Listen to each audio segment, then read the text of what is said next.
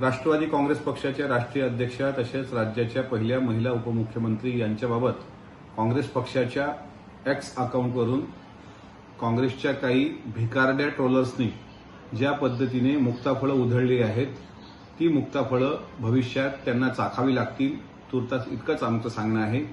काँग्रेसच्या अधःपतनाची जी 4 प्रमुख कारणं आहेत त्यातलं एक कारण आपल्या इतिहासाचा विसर पडणं।